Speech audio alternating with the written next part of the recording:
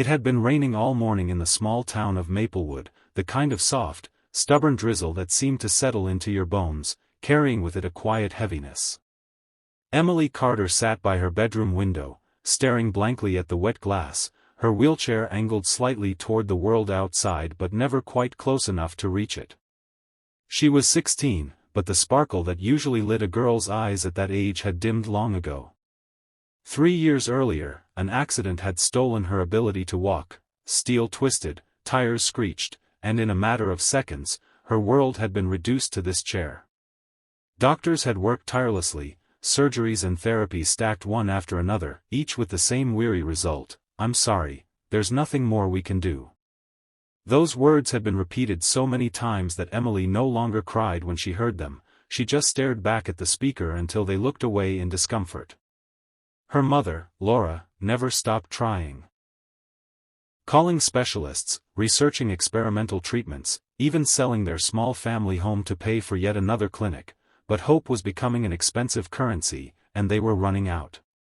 That morning, Laura had come home from an appointment with the last surgeon on her list, her face pale, her hands trembling slightly as she set her purse down. Emily didn't need to ask. The answer was already in the slump of her mother's shoulders. "They said no?" Emily asked softly, her voice a ghost in the room.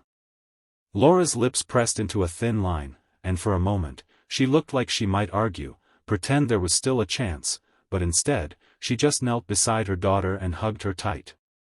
"I'm so sorry, baby," she whispered into Emily's hair. Emily's eyes stayed dry, her chest hollow, but somewhere deep inside, a little ember of longing flickered, just one stubborn thought: there has to be something, someone. Life in Maplewood had a rhythm. People knew each other's stories, and they knew Emily's. That's why it was so strange when a new face showed up in town. Jack Turner was a quiet man in his mid-30s, grease-stained hands, sun-browned skin, and the kind of eyes that didn't just look at you, they studied you, like he could see all the moving parts inside. He had rented the old miller's garage on the edge of town, fixing up beat-up cars, tractors, even lawnmowers for anyone who wandered in.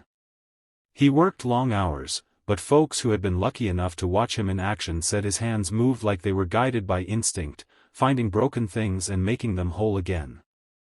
No one knew much about him, except that he lived alone, kept to himself, and never talked about where he came from. The first time Emily met him wasn't in his shop, it was on the side of the road. Laura's old sedan had sputtered and died halfway home from the grocery store, and while she was trying to flag someone down, a dusty blue pickup pulled over. Jack stepped out, wiping his hands on a rag. "Need a hand?" he asked simply. 10 minutes later, the engine roared back to life, and Laura insisted on paying him. He shook his head. "Just doing what I can," he said, but his gaze lingered on the wheelchair folded in the back seat, then on Emily in the passenger seat. He didn't stare with pity, like most people did. He looked curious.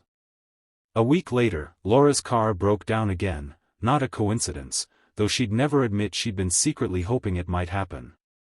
This time, she brought Emily with her to thank him.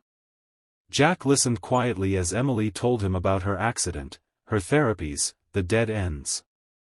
When she spoke, she noticed he didn't fidget or glance away, he listened like every word was important. Finally, he said something no one had ever said to her before.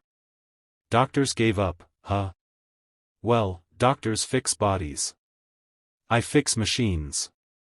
And maybe, just maybe, what you need is someone who can build something your body can use." Emily blinked, unsure if he was teasing, but his expression was deadly serious.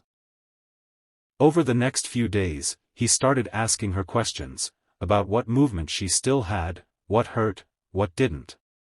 He sketched designs in an old notebook, muttering to himself, pages filling with diagrams of gears, braces, and strange curved supports. Emily found herself visiting the garage more and more, not just to see what he was building but because for the first time in years, someone was looking at her like she wasn't broken, just unfinished.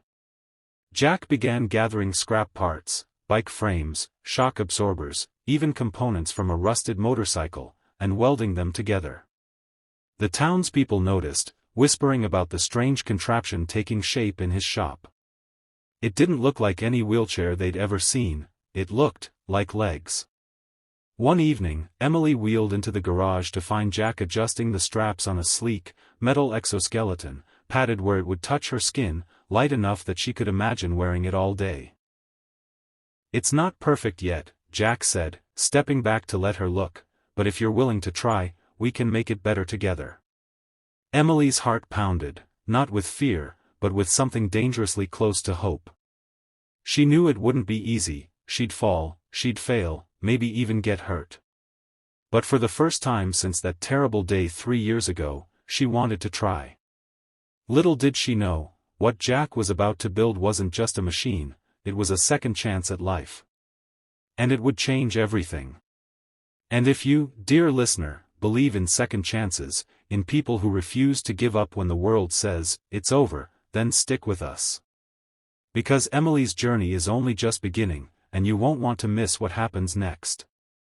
Subscribe now, and let's take this walk together. The smell of machine oil and freshly cut steel had become strangely comforting to Emily over the following weeks, almost like the scent of possibility itself. Every afternoon after school, well, after the hours she spent at home working through online classes, she rolled into Jack's garage, where the soft hum of tools and the occasional spark of welding filled the air. The exoskeleton, as Jack called it, had evolved from a skeletal frame of metal into something sleek, purposeful, and almost beautiful in its own way. Jack worked with the patience of a craftsman but the urgency of someone who understood that every day mattered. Emily, for her part, threw herself into the process, testing each new modification even when it meant bruises on her hips or aching muscles she hadn't used in years. The first time they strapped her in, she had to grip the workbench so hard her knuckles went white just to stay upright. Her legs trembled. Not from movement, but from the sheer shock of bearing weight again. "Good," Jack murmured, crouching to adjust the tension in the knee joints. "Trembling means your body remembers what it's supposed to do." She wanted to believe that. The days blurred together into a routine of adjustments, tests, failures, and tiny victories, taking a step while Jack steadied her from behind, managing to balance for 3 seconds without support, learning to shift her weight so the machine didn't do all the work for her. It was exhausting, frustrating, and at times humiliating, but Jack never once treated her like she was fragile. When she fell, and she fell a lot, he didn't rush to scoop her up. He waited until she looked at him and nodded, and only then offered a hand. "You're not porcelain, Emily.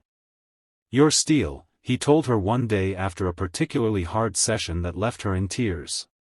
She didn't know it yet, but that sentence would stick with her for the rest of her life. News of what Jack was doing began to spread through Maplewood, first in whispers, then in curious visits from townspeople who pretended they just needed an oil change but lingered to watch Emily take shaky steps across the shop floor. Some offered old bicycles or metal scraps for parts, others brought food, saying Jack worked too hard to remember to eat. Even the local high school's robotics club stopped by, offering to 3D print custom joints for the exoskeleton. It became more than just a project, it was a community effort, a quiet rebellion against the idea that giving up was the only option. Laura, at first skeptical and protective, began to see the light in her daughter's eyes again. She started coming to the garage, standing in the corner with her hands clasped as Emily trained, sometimes covering her mouth to hide the way it trembled. Then came the day Jack announced it was time. Not for another test in the safety of the shop, but for something bigger. "You're going to walk outside," he said matter-of-factly, as if he were asking her to pass him a wrench. Emily froze, her stomach twisting into knots. The thought of the open air, the uneven ground, people watching, her heart pounded at the idea. But Jack's eyes held that same unshakable calm. "You've done the work. Now it's time to live it." The next Saturday, the whole town seemed to have gathered on Main Street without anyone officially organizing it.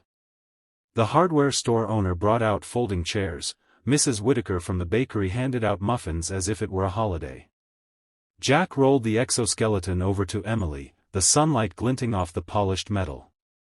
"We'll take it slow," he murmured as he strapped her in, making sure every buckle was snug, every wire secure.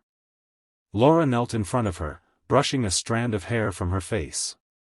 "You don't have to do this if you're not ready," she said softly. Emily's lips curved into the smallest of smiles. "I've been ready for 3 years." The first step was the hardest. Her brain screamed that she would fall, that her legs wouldn't hold her, but Jack's voice cut through the noise. "Shift your weight, now push." And she did. Her left foot moved forward, the joint in the exoskeleton hissing softly as it bore the load. Then the right. The crowd fell silent, the only sound the click of metal meeting pavement. Step by step, she moved forward, her body swaying with the awkward grace of someone learning a new dance. She could hear her mother sobbing quietly behind her, but she didn't dare turn around. If she stopped now, she might not start again. Halfway down the block, she stumbled, her knee locking in place for a terrifying second. The crowd gasped, but Jack's voice was calm. "Breathe. Reset. You've got this." She exhaled, adjusted her balance, and kept going. And then, almost without realizing it, she reached the end of the street. She turned, and the world tilted in the best way possible. People were clapping, some openly crying. Laura ran to her, hugging her so tightly the exoskeleton creaked in protest. "You did it, baby. You walked." Emily laughed through her tears, the sound bubbling out like a song she'd forgotten she knew. She looked at Jack, who was standing a few feet away, hands in his pockets, a small smile tugging at his lips. "I didn't do it alone," she said. And for the first time, she believed she never would have to again. From that day forward, Emily's life was different. She still used her wheelchair when she needed to, but the exoskeleton became her partner in defiance, a way to tell the world she wasn't done yet. She spoke at schools, telling other kids not to give up when the expert said it was over. She worked with Jack to improve the design, dreaming of a day when others could feel this same freedom. And every time she strapped it on, she remembered that first step, that leap of faith, and the man who saw her not as broken, but as worth rebuilding. And to you listening now, if you felt like giving up, if someone has told you your story is already written, remember Emily. Remember that sometimes the miracle doesn't come from a hospital or a lab. Sometimes it comes from a dusty garage, a pair of stubborn hands, and a belief that the impossible is just something we haven't built yet. If you believe in stories like this, if you want to keep walking with us through more journeys of hope and courage, make sure you subscribe right now. Because somewhere out there, the next story is already beginning, and you won't want to miss it.